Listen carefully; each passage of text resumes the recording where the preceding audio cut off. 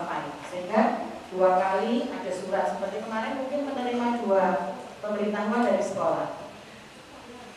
Yang pertama adalah surat undangan hari ini, dan kedua adalah pemberitahuan kegiatan Idul Adha yang insya Allah tetap kita laksanakan, tentunya menggunakan dana kegiatan dari Ananda, dan insya Allah sudah mendapatkan 1 ekor hewan kurban berupa sapi, dan tidak menutup kemungkinan dan kami tetap menerima untuk yang memang tahun ini ada rencana untuk berkurban di luar dari dana yang sudah ditanggungan oleh anak-anak melalui dana kegiatan. Mudah-mudahan Allah memudahkan semuanya. Dan hari ini kita akan ikuti sosialisasi program sekolah tahun pelajaran 2020-2021 di SDIT Ahmad Yani. Ini yang kita lakukan secara bertahap setiap hari, mulai Senin kemarin sampai insya Allah nanti hari Jumat. Mudah-mudahan tidak mengurangi arti dari kegiatan ini. Dan ayah dan bunda, perlu saya sampaikan untuk tahun pelajaran 2020-2021 sekolah tetap diberikan 1 tim manajemen SDIT Ahmad Yani. Mungkin ayah dan bunda sudah banyak mengenal, tapi saya kenalkan kembali untuk supaya lebih sayang, ya, karena tak kenal maka tak aruf, ya, supaya kenal maka harus kenalan, gitu. Di tim manajemen untuk kepala sekolah mungkin saya ulang saja, saya Nurdia Rahmawati sebagai kepala SDIT Ahmad Yani periode tahun 2020-2023. Kemudian yang kedua, wakil bidang kurikulum dan pembelajaran dipercayakan kepada Ibu Ida Amalia Bidriani SSMPD. Kemudian yang ketiga, Bapak wakil bidang keagamaan. Ada kegiatan yang tidak bisa tinggalkan, tadi sudah menyampaikan. Bapak Mufidun mungkin sudah tidak asing lagi, ya, atau mungkin kalau lupa nanti kita cari, ya, sampai ketemu. Kemudian wakil bidang kesiswaan dan humas di sebelah kanan saya yang tadi membawa acara, Bapak Hasan Albana SPC MPD. Kemudian yang kelima, Bapak Muhammad Syafi SSI MSI sebagai wakil bidang sarana prasarana dan kelembagaan. Di belakang, ya, karena sarana prasarana ini yang paling punya gawe paling ribet. Kemudian bendahara sekolah mungkin sudah sering berkomunikasi, ya, ayah dan bunda dengan Bu Lesti Asintia Wardani yang ada di tata usaha. Kemudian kami sampaikan dan kami sosialisasikan visi SDIT Ahmad Yani. Mungkin sudah pernah mengenal visi yang sebelumnya, maka untuk tahun pelajaran ini kita review bahwa visi SDIT Ahmad Yani adalah unggul dalam prestasi, luhur budi pekerti. Ini kok seperti ya-nya, ya? Iya, ini sudah cukup menjadi visi kami. Jadi bagaimana kita mencapai visi itu, maka kita akan mengembangkan dan mengaplikasikan budaya berkarakter di rumah, sekolah, dan masyarakat. Yang kedua, mengembangkan kurikulum sekolah yang berdasarkan tuntutan untuk menguasai teks, mengembangkan iklim pembelajaran yang aktif, efektif, menyentuh, dan menyenangkan, menyelenggarakan manajemen sekolah efektif, partisipatoris, transparan, dan akuntabel. Dan terakhir, membudayakan etika lingkungan serta protokol kebersihan dan kesehatan. Itu misi yang kami lakukan nanti bersama Bapak Tim tentunya. Ya, visi ini tidak akan tercapai tanpa dukungan dan kerjasama dari semua pihak di SDIT Ahmad Yani. Kemudian, SDIT Ahmad Yani memiliki jaminan mutu atau quality assurance. Mungkin ketika saya datang pertama, ini ada 12 jaminan yang harus dijaminkan kepada lulusan, ya, dari SDIT Ahmad Yani. Ini kami lakukan ada 4 jaminan mutu. Artinya murid SDIT Ahmad Yani ketika lulus dari SD ini harus cinta Al-Quran. Yang pertama, apa saja buktinya kalau anak-anak kita itu cinta Al-Quran? Yang pertama, mampu membaca Al-Quran dengan benar. Yang kedua, menghafal juz 29 dan 30. Dan yang ketiga, senantiasa melakukan tadarus untuk bukti sebagai cinta Al-Quran. Nah, bagaimana kita mencapai jaminan mutu yang pertama ini? Ada program-program sekolah dari bidang keagamaan, ya, yang mungkin sudah diikuti oleh Anda selama hampir 2 tahun di SDM. Kemudian di bidang ibadah, jadi anak-anak ketika lulus dari SDM ini harus sadar ibadahnya. Sadar ibadah ini tidak perlu diperintah lagi. Lah, kok anak saya masih diperintah? Dari sekolahnya nggak berhasil. Bukan berarti begitu. Siapa yang harus membuat anak kita berhasil sadar ibadah? Semua pihak. Sekolah sudah membuat program bagaimana orang tua menindaklanjuti program itu, dan yang paling penting adalah keteladanan. Anaknya diminta sholat tapi orang tua masih sibuk dengan yang lain, ya. Ini salah satunya. Ini salah satunya pembelajaran konkret dari anak-anak yang mungkin kita tidak merasa bahwa disitulah inti dari kegagalan mendidik anak-anak kita. Jadi mari kita mulai dari diri kita. Yang pertama adalah menghafal doa-doa harian, kemudian membiasakan sholat fardu dan sunnah. Ketiga, membiasakan toharoh atau bersuci, menghafal hadis-hadis Nabi, manasik haji, dan mampu melaksanakan puasa wajib dan sunnah. Ini juga ada program sekolah yang menunjang untuk pencapaian mutu disadar ibadah. Kemudian yang ketiga, berakhlak mulia atau berbudi pekerti luhur.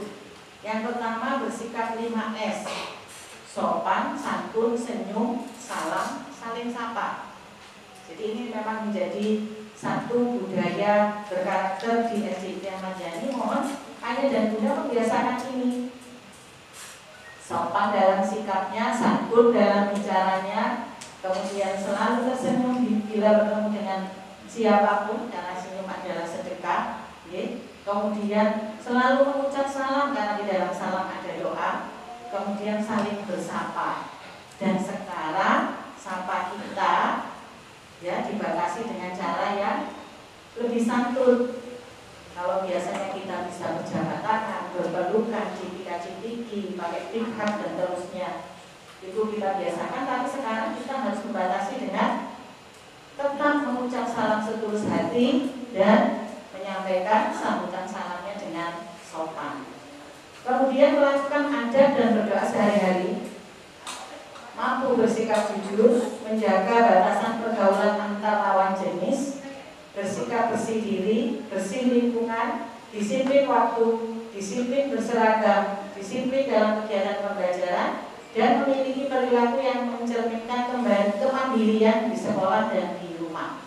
Dan yang terakhir, menguasai teks atau berprofesi, mampu berkomunikasi dengan bahasa Arab dan bahasa Inggris sederhana.